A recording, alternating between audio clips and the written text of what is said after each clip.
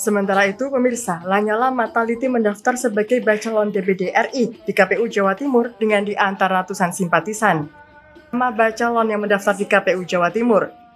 Dalam pendaftaran ini, Lanyala menyerahkan berkas pencalonan dan selanjutnya akan dikoreksi oleh petugas KPU Jawa Timur. Usai menyerahkan berkas pencalonan, Lanyala berharap DPD RI bisa menjadi bagian DPR RI jalur perseorangan atau independen. Menurut Lanyala, hal ini sesuai dengan Undang-Undang Dasar 1945. Bahkan usulan ini akan disampaikan ke Presiden Jokowi. Lanyala menyebut proses pencalonan DPD RI lebih berat karena dipilih seprovinsi dibanding DPR RI yang dipilih berdasarkan dapil. Kita ini sudah harus kembali kepada Undang-Undang Dasar, naskah aslinya. Sebabnya apa? Kita cari presiden yang dipilih oleh rakyat. MPR ini sebagai penjelmaan rakyat, di situ terdiri dari utusan golongan, utusan daerah, dan DPR.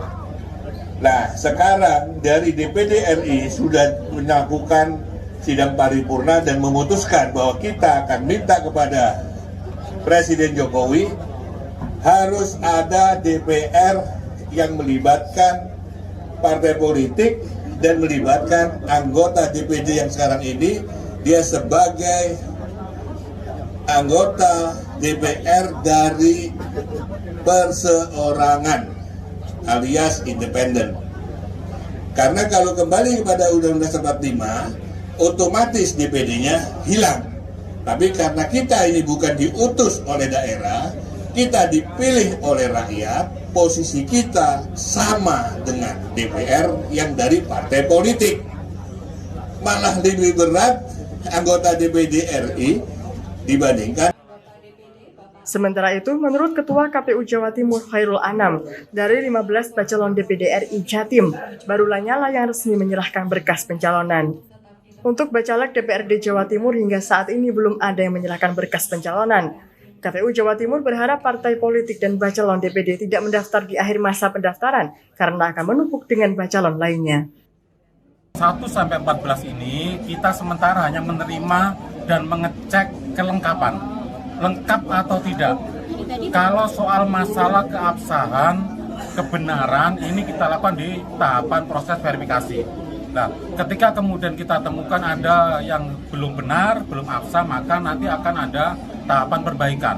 Ya, nanti akan diperbaiki sebelum nanti kurang lebih tanggal 18 Agustus kita tetapkan masuk dalam daftar calon sementara. Ini tadi sudah lengkap ya? Ini masih dicek ya. Jadi sementara di atas masih dicek ya. Sudah ada liaison officer, petugas penghubung. Nanti setelah lengkap. Untuk DPRD Jawa Timur nantinya akan ada 14 dapil dan diperkirakan akan ada 2.160 bacalek dari 18 parpol. Dari 2.160 bacalek ini akan memperebutkan 120 kursi DPRD Jawa Timur. Dari Surabaya, Ali Husnan melaporkan.